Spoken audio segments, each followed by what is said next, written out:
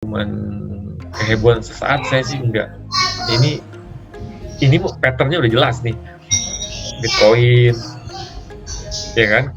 Cryptocurrency dipakai di marketplace-nya NFT kan? Iya. Nah, itu udah mulai, orang akhirnya mulai ngerti apa sih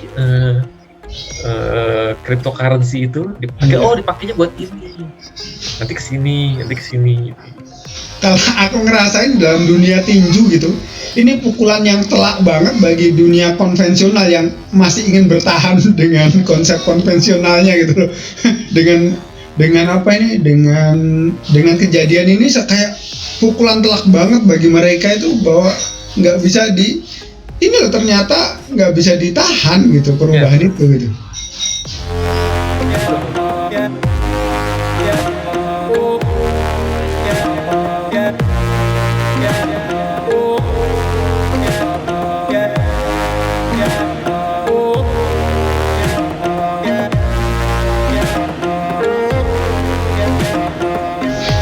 Assalamualaikum warahmatullahi wabarakatuh. Masya Allah. Bagaimana kabarnya Pak Osa? Salam. Baik, alhamdulillah. Alhamdulillah. Nah, sekalian ini ngeset live. Udah langsung saya live kan di YouTube ya. Public. Oke. Alhamdulillah. Langsung saya buka ya Pak Osa ya. Ya, Mas Pri. Ya, assalamualaikum warahmatullahi wabarakatuh. Bapak, Ibu, Pak Cik, Mak Cik, Abang, Adik, Om, Tante, Mas, Mbak Yu. Apalagi nih, dimanapun sahabat semuanya berada, sahabat Kosan Partner. Malam ini kita ketemu lagi, insya Allah setiap Selasa malam. Bersama saya Muhammad Adam Supriyanto dan sahabat saya Pak Osa Krisna Setiawan hadir menemani Bapak Ibu semuanya untuk membahas fenomena yang sedang trending ya. Dan pada minggu yang lalu kita sudah ngobrol tentang tambang uang di era digital, tambang cuan ya. Dan malam ini kita akan masih melanjutkan ya, dan ini ada topik yang sedang trending banget ini.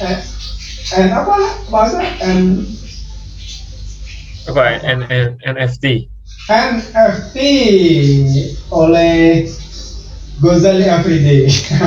Oke, ya. Oke, boleh kasih apa dulu Pak Osa, pembuka dulu untuk diskusi kita malam ini, silakan. Ya, sesuai temanya kan memang membahas yang lagi jadi perbincangan di podcast ini. Kalau kita bahas dari sudut pandang kita ala warung ya Mas Supri ya. Ala warung kopi. Yes. Setuju. Ini seputaran sebelum ke situ Pak Osa mengabarkan di Jakarta, kalau di sini nih, saya di Jakarta Timur dari pagi hujan terus, dari malam malahan. Oh, sampai sekarang. Di sini enggak Mas Supri, saya Jakarta Barat nih pagi sebentar, siang sebentar, udah mendung-mendung aja. Oh, Masya Allah. Oh gitu, Masya Allah. Ya, mudah-mudahan tidak menjadi bencana dan termasuk hujan yang memberkah untuk kita semuanya. Amin. Hujannya gede Mas Supri? Lumayan. Oh, lumayan. Lumayan deras. Ya, dari nggak berhenti dari tadi pagi. Padahal kita masih wilayah Jakarta ya, tapi jauh sih dari ujung ke ujung ya Mas Supri, ya, ujung timur sampai ujung barat. Masya Allah. Oke, ini banyak yang waspada malam ini sepertinya. Waspada banjir ya, mudah-mudahan baik-baik saja. Oke, kembali ke topik tadi Pak Osa. Gimana nih? Ada yang hangat banget nih dibincangkan di mana-mana trending, timeline-nya banyak isi tentang Ghazali Afriday. Yes. Boleh dong terangkan dulu bagi mungkin teman-teman yang nggak ngikuti berita trendingnya gimana nih?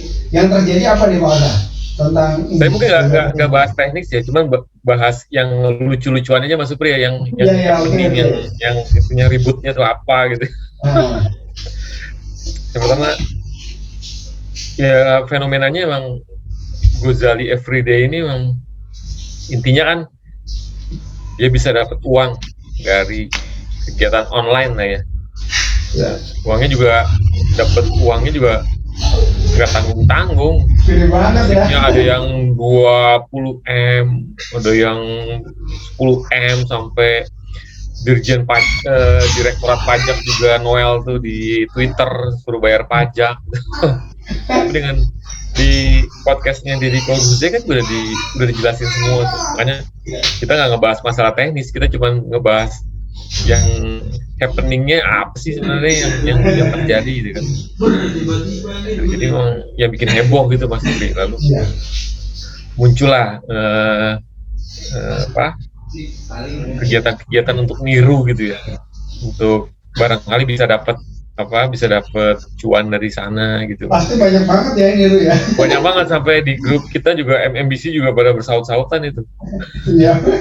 Tapi di grup komunitas pun yang tanda kutip grup bisnis gitu ya, yang kelihatannya harusnya udah fokus, maksudnya paling nggak ngikutin perkembangan ya Mas Supri. Tapi kalau saya lihat juga kenyataannya nggak ngerti-ngerti amat gitu apa yang terjadi gitu. Dan nggak salah juga, karena memang ini kan sesuatu yang baru. Sebetulnya nggak baru juga, baru tahu aja, cuman gara-gara ada Ghazali aja. Udah lama ini kayak gini-gini kan. Jadi saya juga tahu kripto itu udah 10 tahun yang lalu saya udah tahu. Cuman orang baru happeningnya sekarang gitu. Apakah saya dalemin? Saya nggak juga, just tahu doang. Apakah saya pemain? Saya bukan pemain juga. Apakah artinya saya punya... ketemu momennya saat ini ya, momen apanya ya? Nah, nggak juga Mas Supri. Seperti kalau kita bahas Ghazali itu 4 tahun yang lalu mulai posting, 2017. Iya. Jadi udah lama itu. Momennya apa? Momennya orang-orang baru tahu bahwa duitnya gede. Iya. Dan orang sini kan ya money follow gitu. Semuanya kan ikutin ke sana gitu. Iya. Dan akhirnya timbul tindakan-tindakan yang gak karuan lah, posting fotonya, posting foto KTP lah, posting ini itu. Padahal kan ya pertama sulit ditiru. Lalu yang kedua, kekonyolan yang terjadi. Posting kayak gitu di NFT, hati-hati itu sekali posting udah nggak bisa dihapus Mas Supri. Itu bahaya itu. Iya. Jadi aset ya?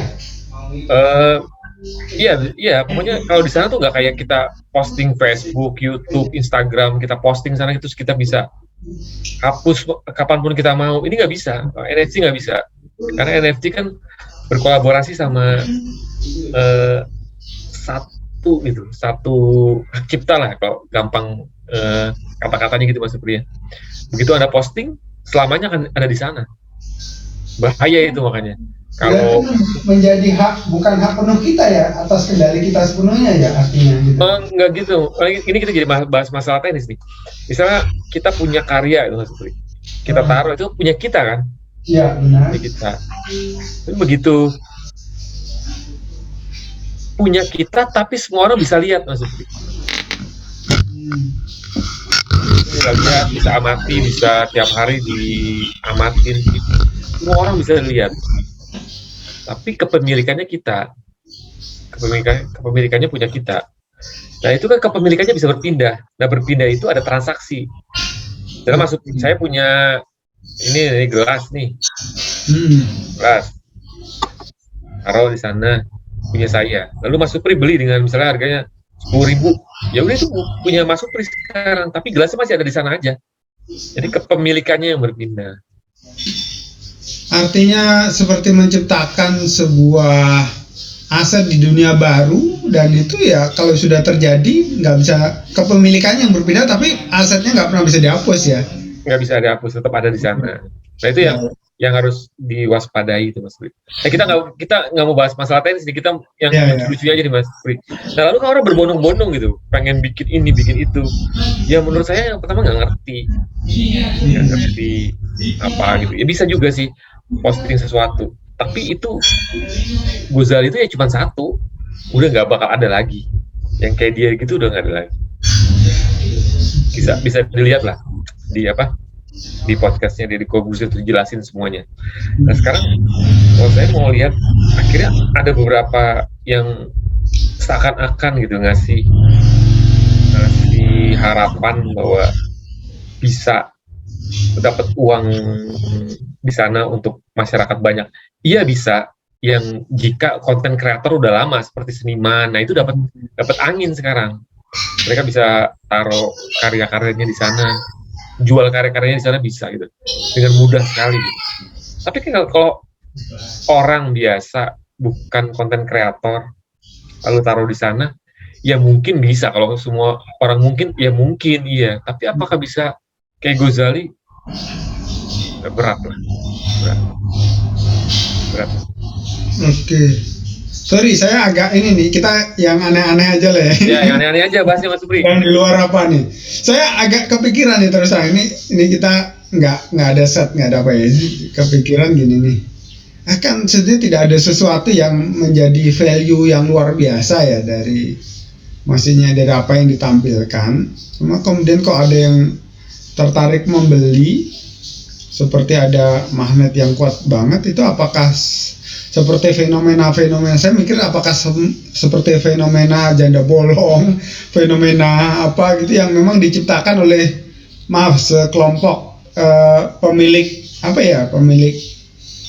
kapital tertentu ya untuk menarik orang ke NFT atau apa gitu Pak Osa. Kalau ngomong kemungkinan, pasti kemungkinan selalu ada Mas Supri. Yeah. Tapi ini kalau saya sih ngelihatnya beneran gak akan panjang. Karena kan nanti ada connect juga tuh ke metaverse. Tapi barang-barang itu kan bisa dimiliki di sana juga segala macam. Kita ambil contohnya gini aja nih Mas Supri. Kenapa misalnya orang membeli punyanya Ghazali gitu ya? Itu kan anggap lukisan ya, foto gitu Mas Supri. Dulu zaman dulu waktu Leonardo da Vinci bikin Mona Lisa itu, siapa yang mau beli? Iya. Siapa yang mau beli? Waktu Vincent van Gogh bikin lukisan gitu, siapa yang mau beli? Sampai dia frustasi mau bunuh diri gitu kan. Tapi beberapa ratus tahun kemudian kan jadi lukisan termahal di dunia gitu. Nah, mungkin orang-orang ini mengharap seperti itu gitu. Juga dibeli bukan harga yang mahal awalnya kan. Dia juga dijual cuma $3 per lukisan. Ya kita juga kalau cuma segitu kita beli deh, cuma 30.000 barangkali nanti. Tapi untuk apa orang itu, maksudnya dia beli itu untuk apa? Kok banyak juga yang beli untuk apa? Kan yang semuanya kayak gini nih sama itu udah dijawab semua tuh. Saya nggak bisa jelasin juga ya, saya nggak kompeten juga. Nonton aja podcastnya dari Kobe, itu ada sama pertanyaan kayak gitu, untuk apa. Saya juga orang juga yang nggak jawab benernya nggak ngerti juga. Ya artinya kan jadi pertanyaan. Saya ditanya sama teman saya, lu beli sesuatu di NFT nggak? Saat ini belum sih. Apakah mau beli? Ya, nanti kan gue beli juga kali. Ya, kayak gitu Mas Supri. Saya juga punya token Bitcoin, Doge gitu. Ya saya punya. Tapi apakah banyak? Nggak juga. Pengen tahu aja. Pengen tahu. Iya. Jual beli. Apakah saya punya saham? Ya punya juga. Tapi saya kan bukan investor gede juga. Saya termasuk orang yang pengen tahu apa sih sebenarnya ini. Gitu Mas Supri. Ya Mas Supri nggak mau beli, ya berarti Mas Supri bukan orang yang ada di dalam sana. Iya. Gitu aja sih, simpel itu aja. Iya. Ini nih, saya mau tanya nih dari sudut pandang Pak Osa nih kan. Pak Osa biasa melihat ke depan. Ini fenomena ini kan fenomena bagi orang awam baru dan sepertinya akan membuka sebuah pintu bagi dunia-dunia yang lain untuk tampil ya, termasuk membuka pintu bagi metaverse, bagi Bitcoin, lebih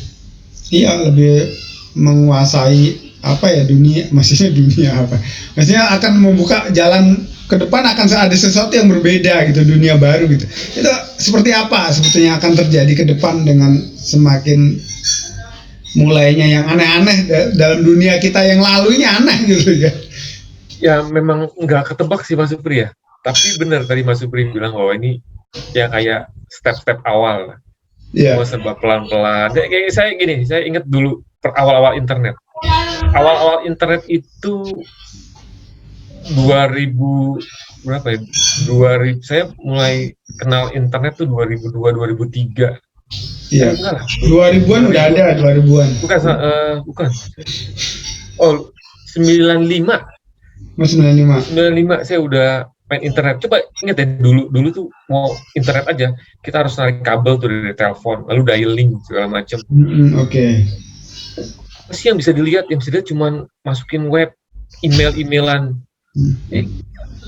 Itu kan lalu ada web sederhana lah ya apa dulu ya, awal itu American Online tuh saya inget tuh. Yang terkenal zamanku Yahoo. Yahoo ya. Sampai untuk browsing itu ada pelatihannya sendiri tuh, pelatihan. Iya banyak buat browsing aja udah kayak jagoan banget kita. Sekarang anak kita lahir udah langsung bisa browsing langsung. Ini memang nggak ketebak nih. Saya ketebak arahnya memang ke sana. Cuma buat dijabarkan secara detail ya, saya nggak ngerti. Tapi apakah akan jadi, tadi Mas Supri bilang apakah jadi cuman kehebohan sesaat? Saya sih enggak. Ini patternnya udah jelas nih. Bitcoin, ya kan? Cryptocurrency dipakai di marketplace-nya NFT kan? Iya. Nah itu udah orang akhirnya mulai ngerti apa sih cryptocurrency itu dipakai. Dipakainya buat ini, nanti kesini. Kalau aku ngerasain dalam dunia tinju gitu, ini pukulan yang telak banget bagi dunia konvensional yang masih ingin bertahan dengan konsep konvensionalnya gitu loh. dengan apa ini, dengan kejadian ini kayak pukulan telak banget bagi mereka itu, bahwa nggak bisa ini loh, ternyata nggak bisa ditahan gitu perubahan itu gitu. Betul Mas Budi, setuju banget.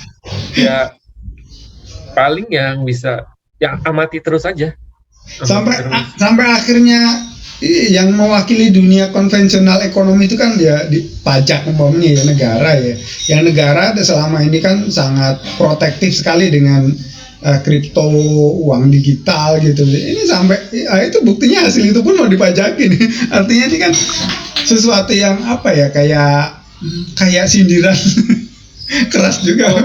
Kalau kita amatin, kalau Mas Supri ngamatin ya cryptocurrency kan, waktu Bitcoin heboh gitu kan beberapa negara udah mengadopsi, katanya menerima pembayaran melalui cryptocurrency, terutama Bitcoin kan. Itu Jepang, Cina. Saya ingat kok beli pakai Bitcoin nih bisa kita beli gitu. Sampai Tesla bisa katanya mau bisa beli pakai Bitcoin. Terus tapi tiba-tiba kan Amerika ngelarang, Cina ngelarang, Jepang ngelarang, semua ngelarang gitu. Ya, tapi pernah terjadi juga kan. Dan kalau saya ngelihatnya,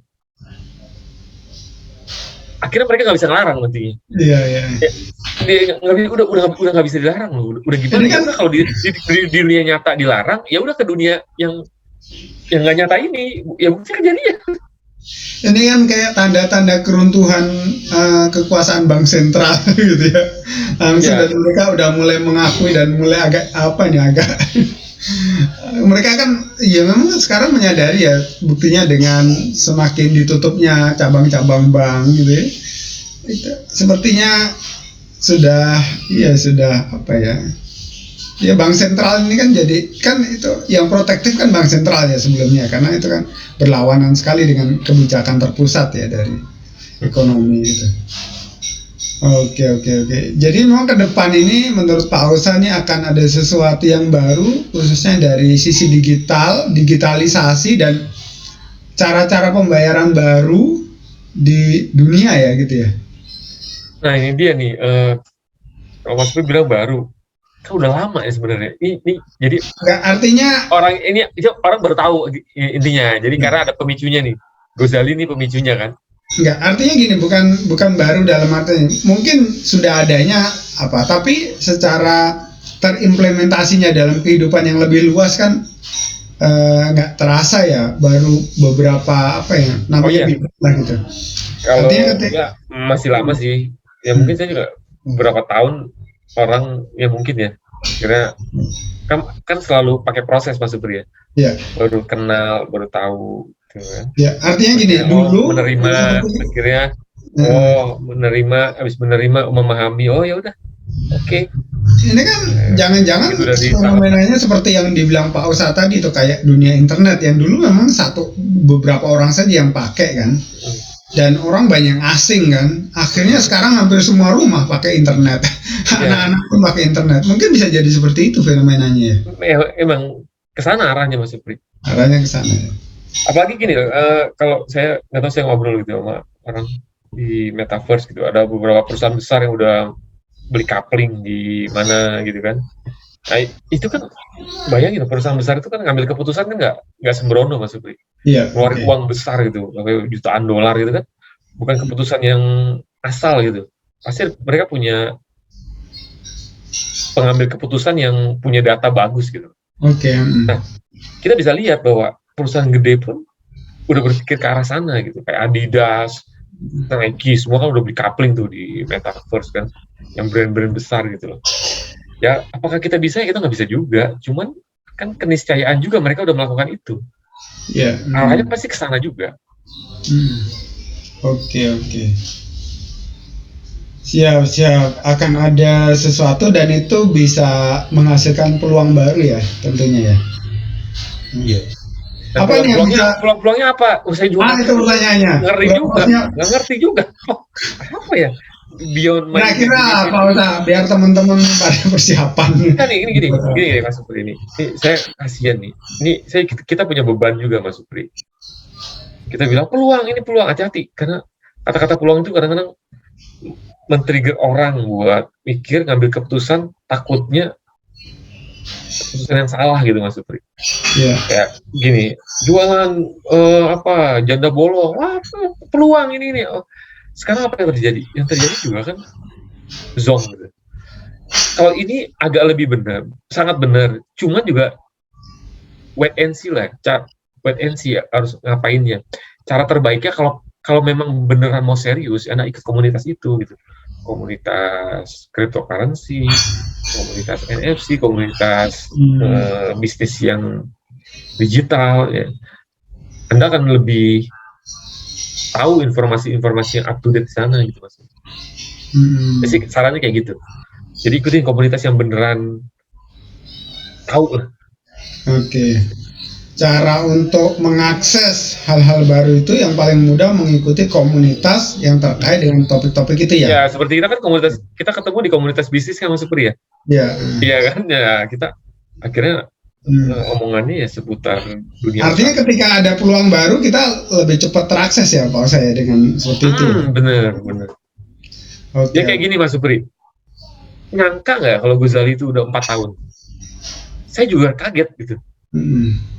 Kan kalau tadi Mas Supri bilang pukulan telak, sama saya juga pukulan telak. Selama 4 tahun ke belakang itu gue ngapain aja, nggak tahu apa-apa juga. Iya. Oke. Tahu apa yang terjadi. Iya. Oke, sedikit nih dari saya Pak Osa. Kita pada posisi Pak Osa melihat ke depan, saya melihat ke belakang nih ya. Seperti kebiasaan kita dalam diskusi-diskusi. Saya melihat dari fenomena ini ada beberapa pelajaran yang nyantol banget nih. Pertama ini ternyata ya tadi tuh. Kadang hal-hal yang kita lakukan yang kecil sepele banget kayak selfie, sepele banget kadang nggak berarti sepertinya kan, hanya coba-coba gitu. Dan tapi kita ada, kalau dilihat dari pembicaraannya di Corbusier ya tentang sama Ghazali itu kan awalnya dia berpikir bahwa ini bisa dibuat kolase gitu ya, sebuah kayak time lapse, dia mau bikin time lapse tiap hari foto ya, gitu kan.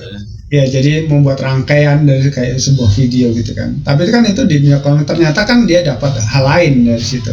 Ternyata dicoba-coba jual, ternyata kok ada yang beli kan, sesuatu yang nggak disangka sebelumnya. Artinya gini, hal-hal kecil yang kadang kita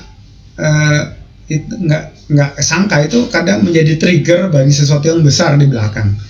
Saya jadi lebih yakin gitu bahwa memang itu ya ada beberapa bagian dalam hidup kita itu memang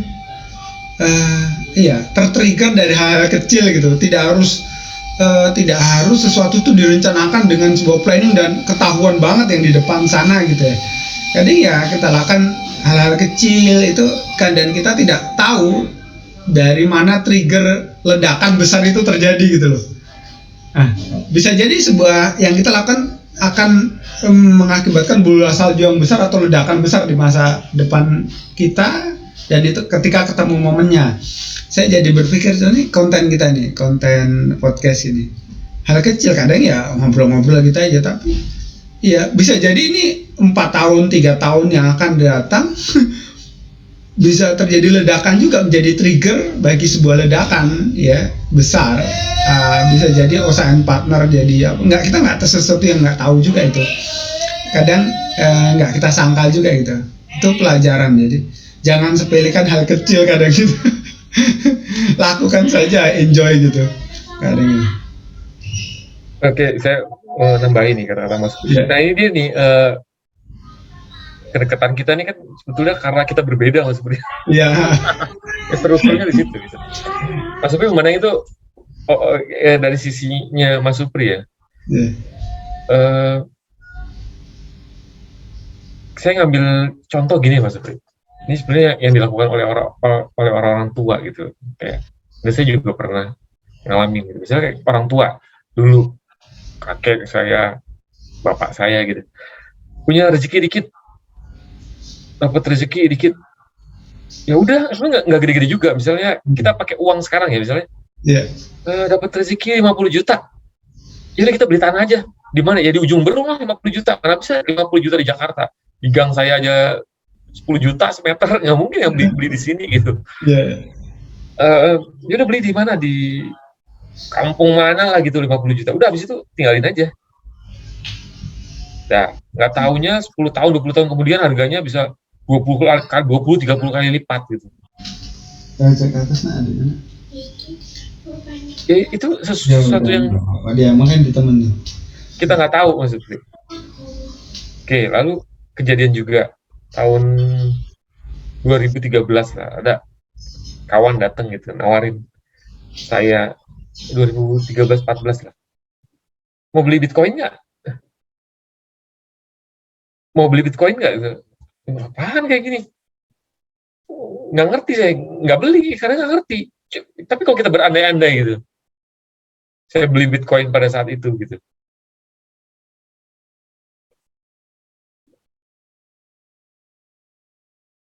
Sorry, ada gangguan dikit, interupsi dari anak-anak. Ayo ke atas dulu sebentar, ke atas, maaf kalau. Oke, lanjut Pak Ustaz, sorry. Iya. Lanjut. Bitcoin tadi ya. Oke, beli pada saat itu. Mana tahu saya sekarang nilainya ratusan kali, ribuan kali lipat tuh.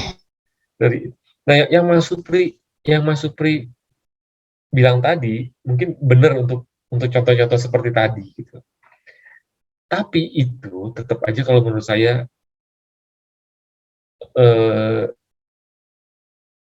nggak hal yang besar-besar amat juga sebenarnya, udah keumuman juga. Saya tetap di jalur saya bahwa segala sesuatu itu ke depan tuh ya diciptakan sekarang gitu. Kayak ada kan analogi bilang, kalau kamu pengen memprediksikan masa depan, ya Anda ciptakan dari sekarang, bukan memprediksi, tapi memang masa depan itu ya diciptakan dari sekarang gitu maksudnya. Nah, saya tetap konsisten sama yang kata-kata saya itu, bahwa semuanya tetap harus dirancang, diprediksikan semua. Nggak bisa, ya bisa gitu. Kalau kita mau fair nih Mas Supri ya.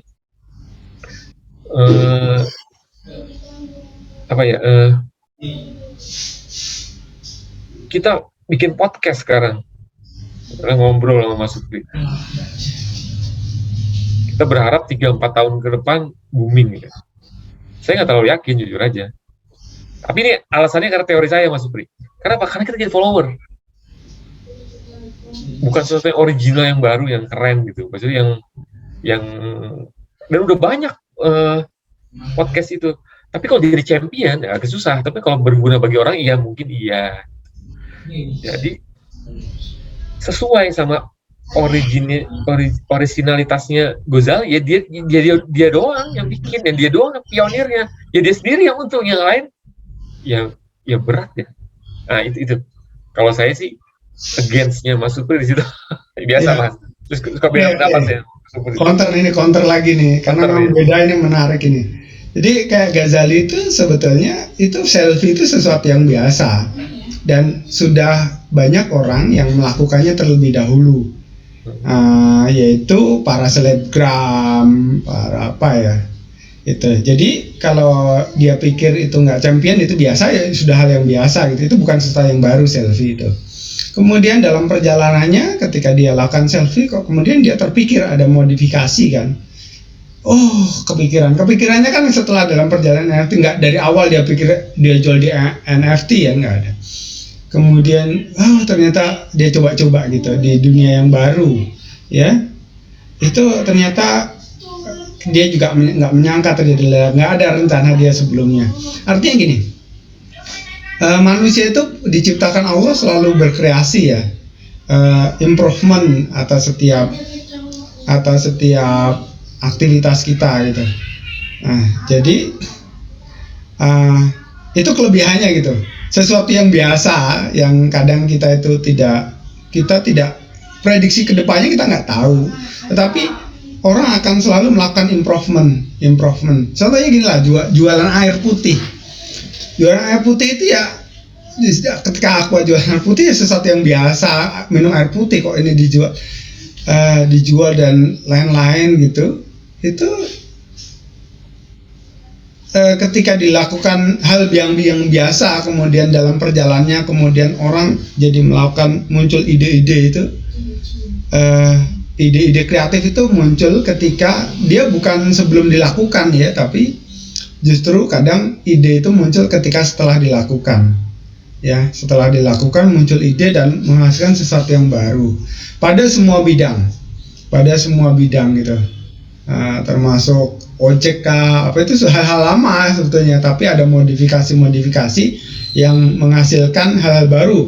Kadang modifikasi itu dari sesuatu yang nggak direncanakan gitu. Seperti gini lah, Facebook itu ada sesuatu yang nggak direncanakan. Dibayangkan Mark Zuckerberg sendiri kan dia cerita bahwa awalnya dia pengen komunikasi antar mahasiswa di universitas itu mudah gitu-gitu kan, nggak kepikiran juga akan jadi Facebook. Terakhir ada dalam perjalanannya terjadilah modifikasi kreativitas gitu-gitu dan akhirnya terjadi ledakan ya di Facebook sendiri. Itu dari saya Pak Usah. Ya, setuju. Sorry, Romenso. Anak-anak takut kecoa. Astagfirullah. Oke, nggak apa-apa. Lanjut Pak Usah. Seperti gini lah yang dilakukan Deddy Corbuzier itu ya, juga dia podcast itu kan dari dulu ada podcast itu, tapi dulu suara ya, cuma suara. Podcast itu kan sebenarnya kan bincang, nggak ada gambar orangnya.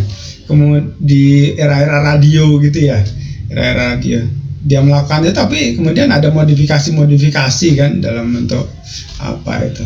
Artinya itu salah satu kelebihan manusia itu selalu berpikir dan melakukan inovasi dan menghasilkan sesuatu yang kadang di masa depan menjadi sesuatu yang besar gitu. Allahu a'lam. Gitu Pak Usah. Jadi sorry, saya ini mengkantor bahwa podcast ini kalau seperti ini aja bisa jadi akan tadi ya, dia ketinggalan zaman. Tetapi kelebihan manusia adalah dia akan selalu melakukan improvisasi dan melakukan sesuatu yang beda gitu dalam perjalanannya gitu. Ya, berarti tugasnya ya improvisasinya itu ya. Ya benar. Tapi untuk melakukan improvisasi dia harus masuk dulu. Pertama harus jadi follower dulu. Tadi ikut komunitas dulu, follower dulu, walaupun jadi follower tapi dengan kreativitas dan kekuatan modifikasinya dia akan bisa membuat sesuatu yang baru. Gitu Pak Siap. Siap. Okay. Ada bahasan lain Mas Supri? Bahasa lainnya Oke.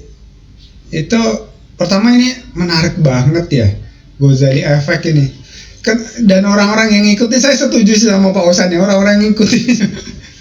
Wah, ya oke lah, ada peluang di sana, cuma kemudian ketika saya lihat gini, banyak kan motivator nih, ayo ikutin ya. ngasih mimpi yang bolong gitu.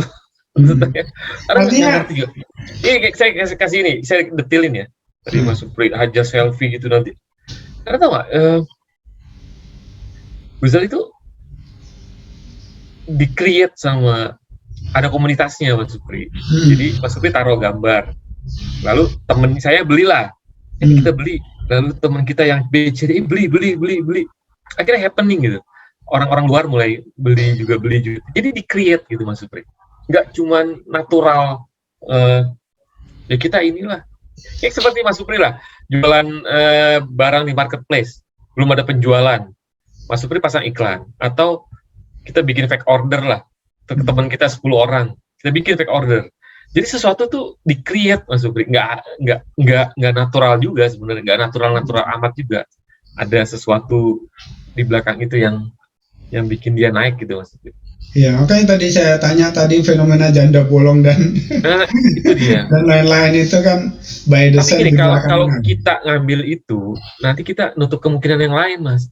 Ya. Itu nggak cuman itu. Kalau saya ngelihatnya gini, saya senangnya teknologi NFT. Ini Mas Supri, di soal-soal administratif Mas Supri. Misalnya kita punya sertifikat tanah, itu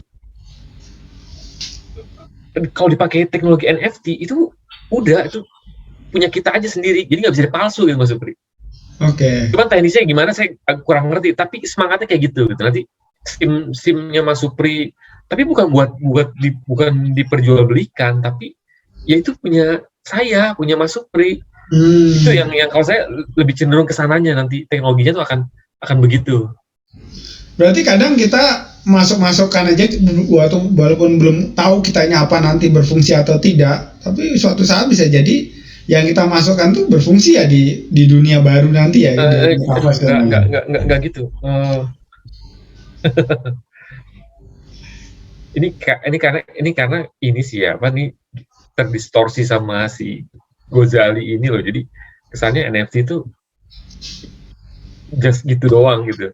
Padahal dia bisa nih Mas Supri ya. Kalau yang saya lihat di marketplace-nya ya, bisa berupa foto, bisa berupa lagu, lukisan, lalu ada juga banyak lah. Nah ini yang diuntungkan memang konten kreator atau pekerja seni Mas Supri, bahwa ini berhubungan sama originalitas karya kita Mas Supri. Nah itu NFT berhubungan sama itu. Cuman orang fokusnya foto, ya nggak itu doang, yang lain ada juga. Seperti nama domain, itu juga di NFT kan itu. Nanti orang kalau mau beli ya beli aja gitu. Ini punya saya gitu. Aset-aset non fisik. Makanya NFT, non fungible token. Iya. Oke. Tapi saya lebih tertarik gini ya, kayak saya ke dunia yang pernah kita lewati, yang sudah lewat dunia yang sempat baru dan sudah lewat marketplace kan gitu. Saya lebih tertarik NFT itu membuka cakrawala. Kalau kita larikan dulu ke marketplace itu, oh ini loh ada dunia baru jualan online marketplace namanya gitu. Oke, artinya ada orang berhasil menjual barang tertentu di situ gitu. Jadi seperti Ghazali Effect ini saya melihat, oh ini loh ada dunia baru seperti marketplace baru gitu loh. Jadi kalau niru ya nggak usah plak-plak banget nih, gitu. Selfie dengan selfie juga ya, artinya tuh yang kita lihat ada bahwa ada dunia baru yang ternyata bisa menghasilkan uang di sana. Ya berkreativitas lah di sana gitu, maksudnya gitu. Saya lebih kalau semangatnya itu ya oke lah. Ya. Artinya dulu juga banyak kan menyaksikan marketplace dan apa sih ini gitu.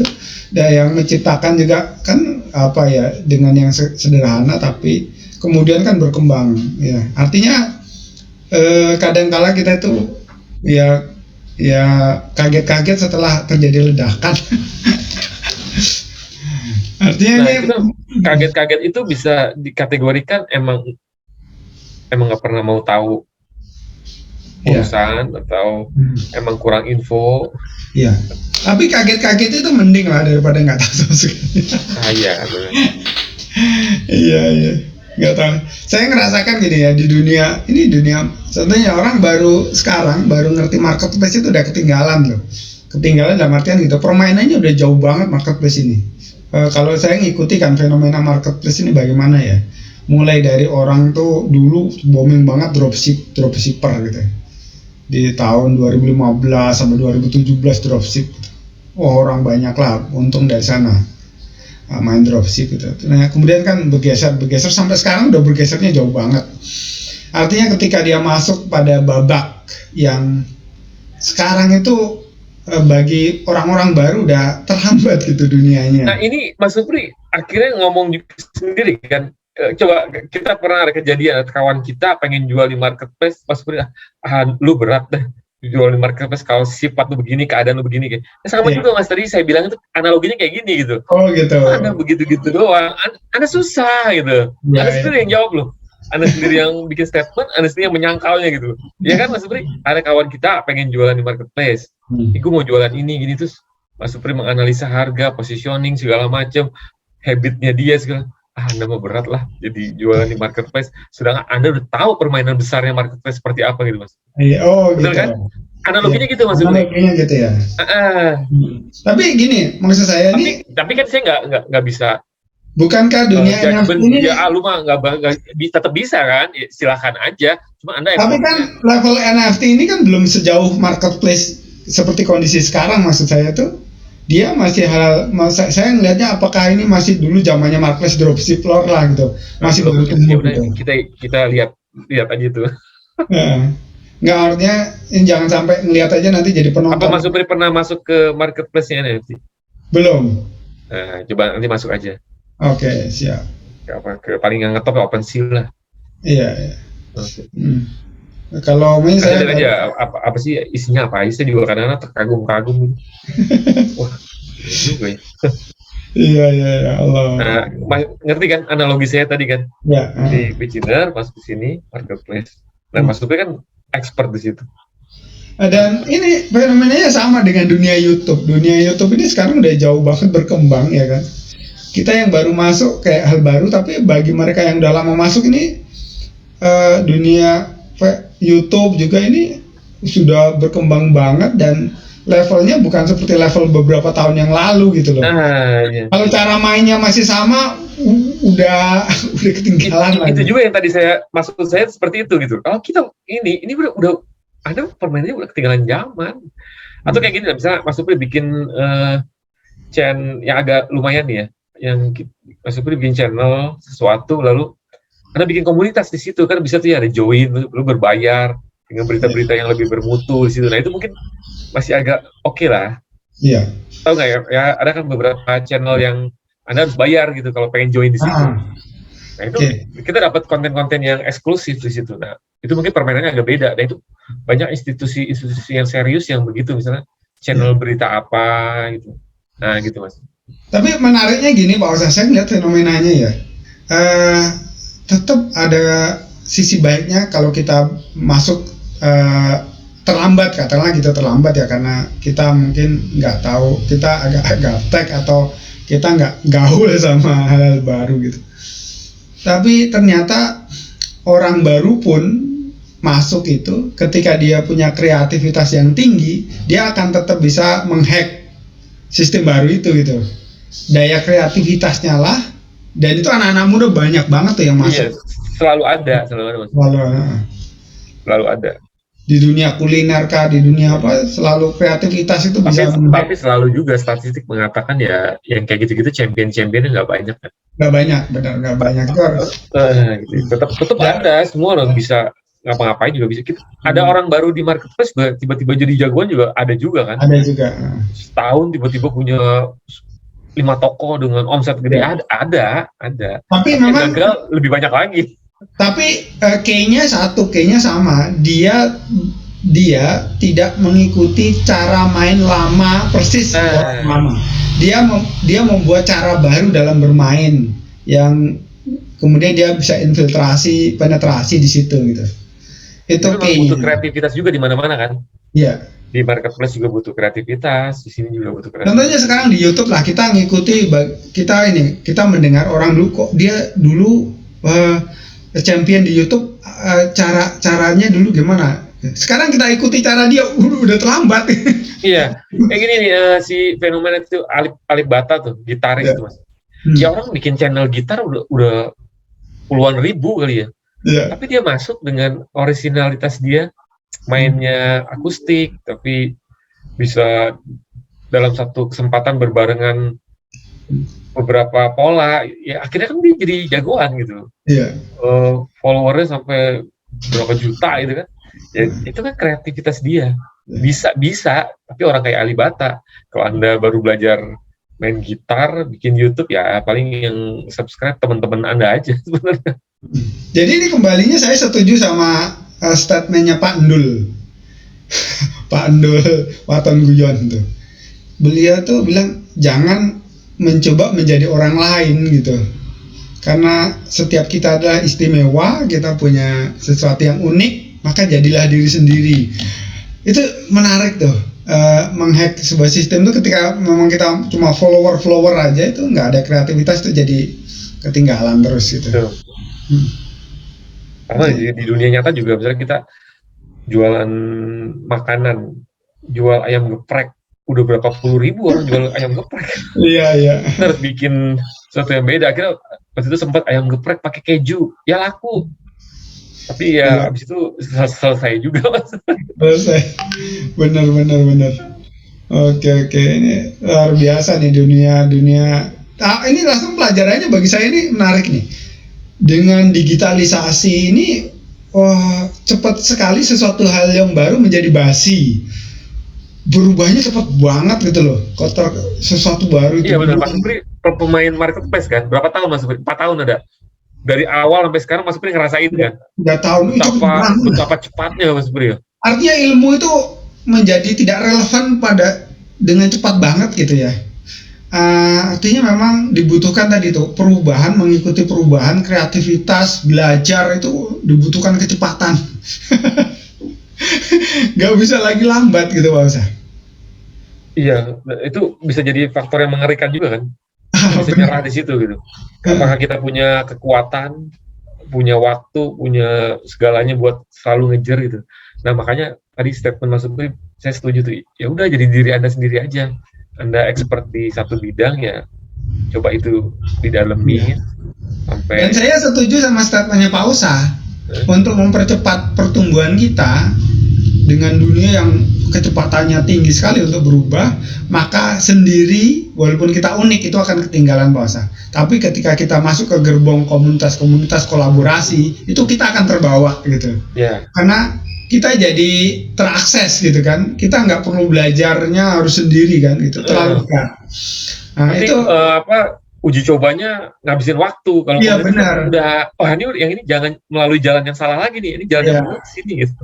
Artinya memang kolaborasi mengakses komunitas-komunitas, komunikasinya kita tingkatin, kemampuannya itu menjadi ibaratnya lah kita harus naik kendaraan.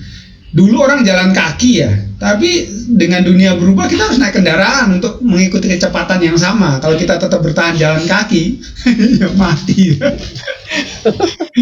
Gitu. Ya sekarang ya gerbongnya komunitas dan lain-lain itu harus kita ikuti mau tidak mau tuh. Kalau enggak tiba-tiba ya udah jadi tua banget. Terus saya lihat ada fenomena ini, ada beberapa saya perhatiin. Ada orang udah di suatu bidang gitu, entah jadi karyawan, entah jadi apa gitu. Terus tiba-tiba ada ngeliat fenomena ini, lu tergoda untuk coba-coba di sana gitu Mas. Saya udah ngeliat beberapa contoh ya. Emang lebih baik konsisten lah di tempat Anda gitu. Kalau misalnya Anda udah jadi misalnya pegawai ya, jadi pegawai yang profesional di sana sampai di profesi Anda. Kalau ingin berpindah kuadran, ya berpindahlah 100% gitu. Jadi full-fullan lagi di sana. Gak cuman ada, wah ini NFT karena ini kita mau ini. Ya, aduh. Ya jangan begitu atuh. Tapi saya terus terang tidak sepenuhnya setuju dengan statement Pak Usa terakhir nih. Boleh beda ya kan? Boleh. Boleh beda. Jadi saya ngelihatnya orang tetap harus tertarik kalau ada hal baru.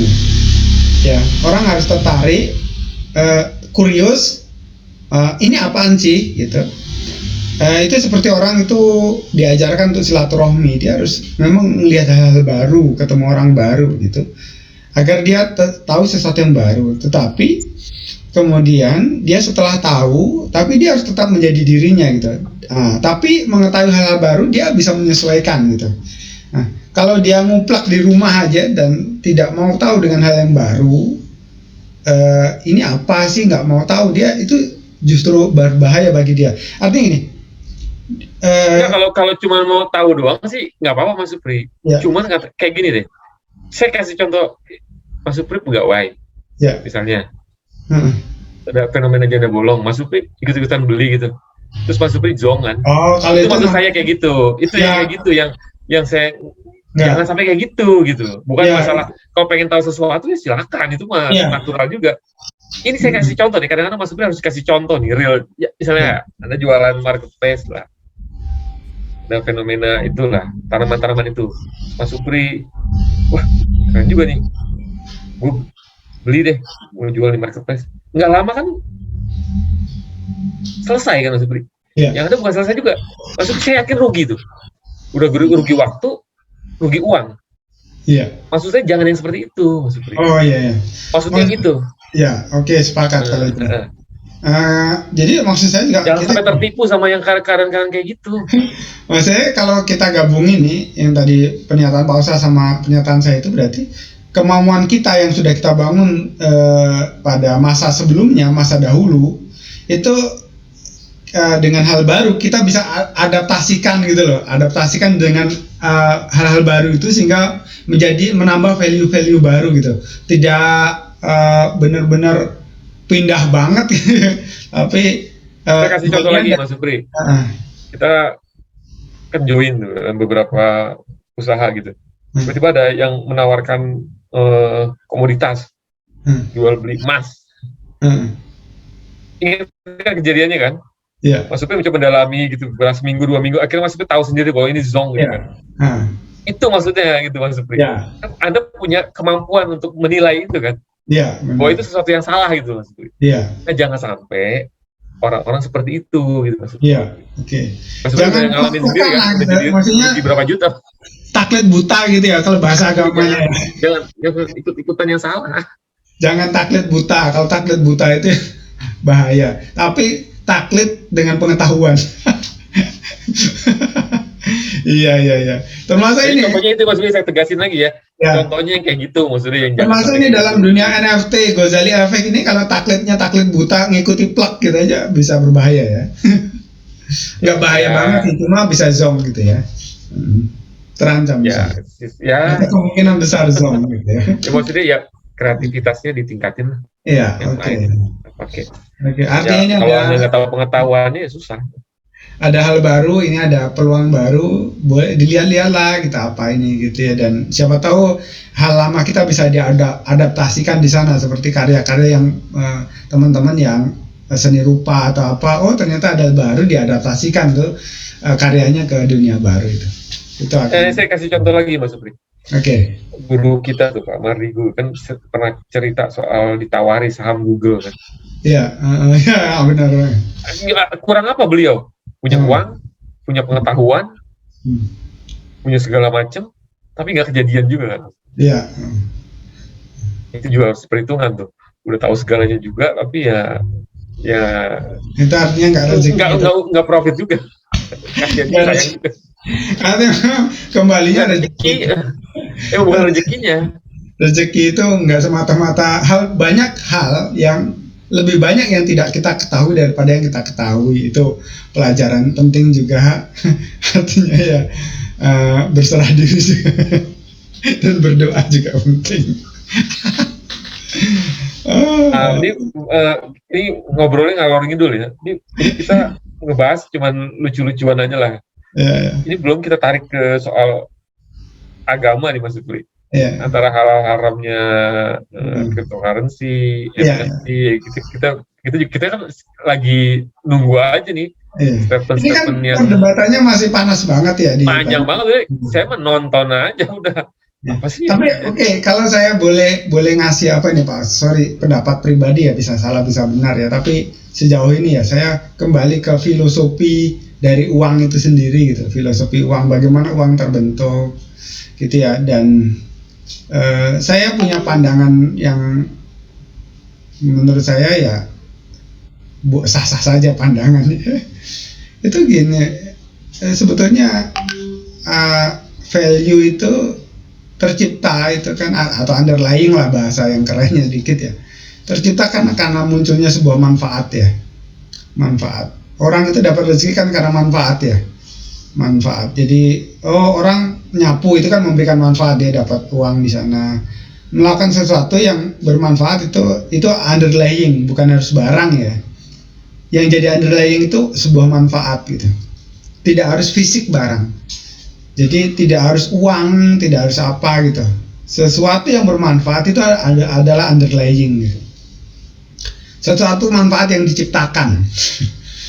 Oke. Contohnya gini, saya memberikan Pak Osa kesempatan untuk bisa bicara malam ini dan didengar banyak orang. Itu memberikan manfaat pada Osa, itu jadi underlying, itu jadi harga sesuatu manfaat, dan itu bisa diuangkan gitu lah ya. Bisa jadi. Oke.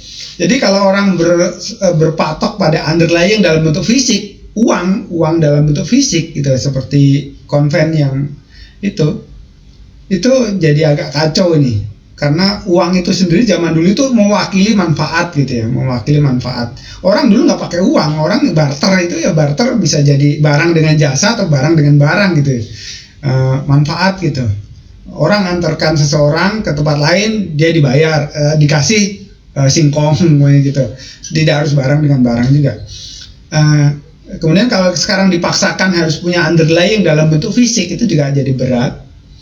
Yang kedua, jadi kalau saya meyakini ketika sesuatu di kripto atau apa dia bisa menghasilkan sebuah manfaat, itu jadi underlying gitu. Kemudian yang kan sekarang buktinya juga nyetak mata uang itu kan suka-suka ya, nggak pakai underlying dalam bentuk fisik, manfaat juga nggak ada, proyek juga nyetak uang gitu, jadi bubble ekonomi dan lain-lain kan, itu udah rusak juga. Dan jadinya kalau dari situ sih saya melihatnya ya, siapa yang bisa memberikan manfaat, dia ya sah-sah saja jadi underlying ya. Dan siapa yang tidak memberikan manfaat tapi dia mencetak uang, baik itu digital maupun non digital, dia sebetulnya menghancurkan dunia gitu, menghancurkan dunia.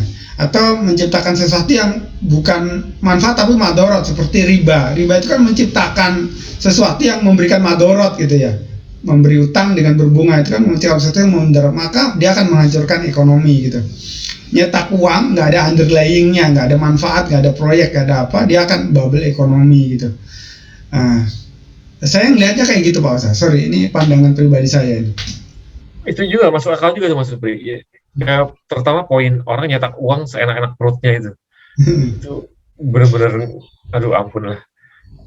Jadi makna uangnya jadi nggak jelas juga ya Mas Supri. Ya. Makanya tadi saya juga ngomong, ya udah saya tunggu inilah para orang yang kompeten mengeluarkan hujahnya masing-masing lah, mengeluarkan statementnya, ya kita kan bisa ngikutin sama analisa Mas Supri ya. Iya. Karena tapi ini dalam semangat kehati-hatian kita juga Mas Supri ya. Oke. Ingin hati-hati juga. Iya. Ya karena ini kalau sesuatu hal baru kadang itu sesuatu yang baru. Ini kan sesuatu yang masih abu-abu karena belum apa juga ya. Tapi saya berpijak pada filosofi uang sendiri dalam menggantikan nilai dari sebuah manfaat gitu ya. Saya potong sebentar. Oke. Ya, waktu itu baca nih ada artikel. Dia cuman karena fenomena ini ada ini, terus dia mengcapture, ada berita di surat kabar puluhan tahun yang lalu Mas Supri. Yeah. Jadi ada beberapa orang yang mengeluarkan statement bahwa internet itu haram Mas Supri. Ada saya lupa. Kenapa? Pertimbangannya ini banyak mudaratnya lah, ada yang ada pornografi lah, inilah ini segala macam gitu. Itu anggap misalnya 20 tahun yang lalu lah, misalnya gitu Mas. 10 tahun yang lalu lah.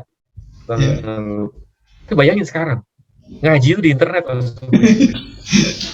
Iya. Jadi sama yang bilang bisa nggak kira-kira ini. Ampun-ampunan emang. Fatwa bisa berubah ya Pak saya. Iya, jadi ya kalau saya pribadi saya nonton aja. Sembari kalau ditanya orang, ngobrol-ngobrol nggak bego-bego amat lah. Iya, artinya nggak usah terlalu ekstrim kanan ekstrim kiri banget. Artinya gini lah. Saya punya Pak Supri sama saya kan punya profesi sendiri kan. Iya.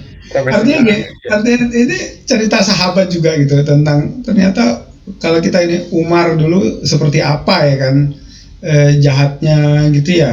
Nah, tapi kita nggak boleh terlalu ekstrim juga. Ternyata dia jadi pembela Islam yang luar biasa ya kan gitu.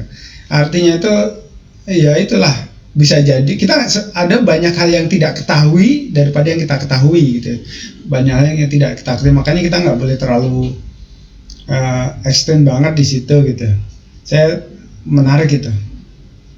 Jadi tandanya ekstrem itu adalah ketika sesuatu itu sudah menghasilkan sebuah energi negatif, perasaan, emosi negatif itu, itu udah keluar dari jalur tuh, udah keluar dari jalur apanya tuh. Memang sesuatu yang berlebihan Ya. bahaya Mas Supri ya. Bahaya. Cinta yang berlebihan juga bahaya. Tiap hari durian enak, makan durian tiap hari darah tinggi juga. Terlalu cinta yang berlebihan juga bahaya, ya benci yang berlebihan juga bahaya, terlalu menyalahkan yang berlebihan bahaya, terlalu membenarkan yang berlebihan juga bahaya, karena tadi banyak hal yang tidak kita ketahui. Tapi enggak, jangan terlalu membenarkan semuanya juga, tapi kan pasti ada sebuah kebenaran mutlak tuh yang ada beberapa poin yang harus kita percayai Mas Supri. Iya benar, kebenaran mutlak itu ya, makanya ada namanya akidah, ada namanya muamalah, itulah pembagiannya kan. Ini sisinya ketika mendefinisikan dengan konteks yang tepat itu maka akan tepat. Contohnya gini lah, kita balik ini ngalor gitu ya, sorry ya. Apa ada obrolan warung Mas Supri? Ya jadi ngalor gitu. Konteksnya ini, konteksnya agak ngerempet dikit ke Ferdinand Hutahian. Itu kan konyol banget ya. Konyol banget artinya gini. Membela Allah ya kalau kan kita semua pembicaraan itu ada konteksnya ya gitu. Kalau membela Allah itu nggak mungkin lah konteksnya tuh seperti membela manusia yang lemah gitu, nggak mungkin.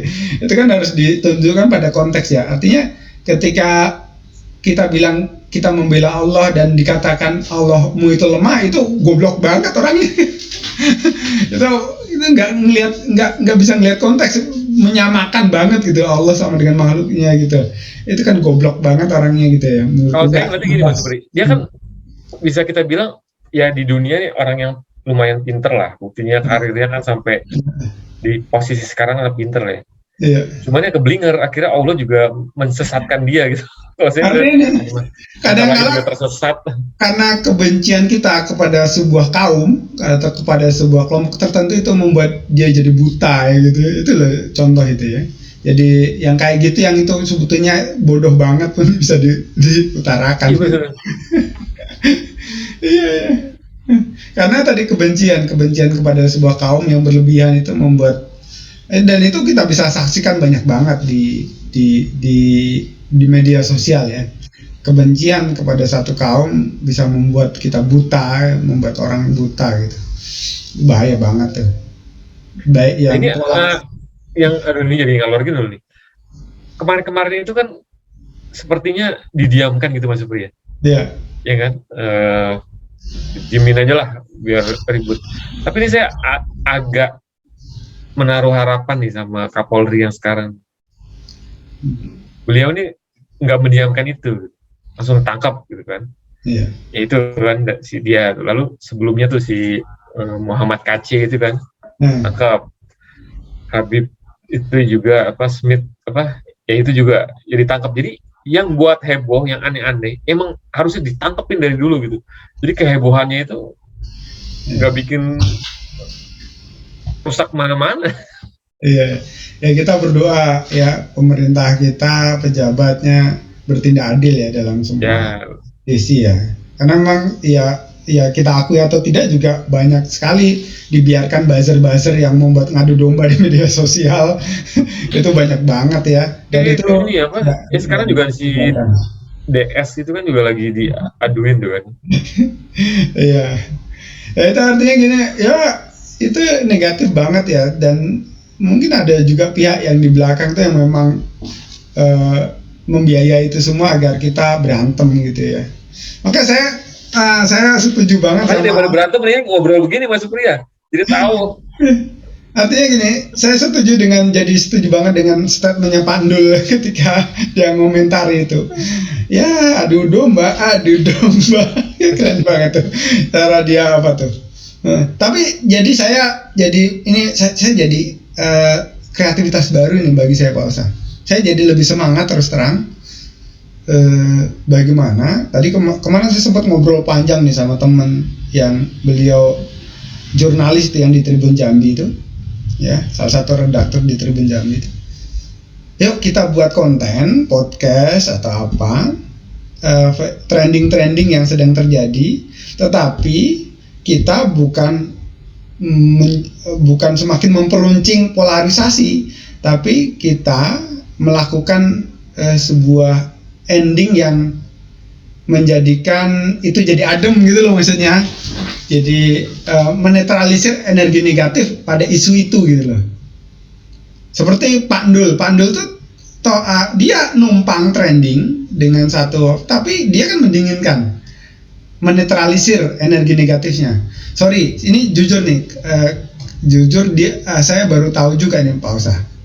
Baru tahu banget lah, dulu tahu tapi nggak banget.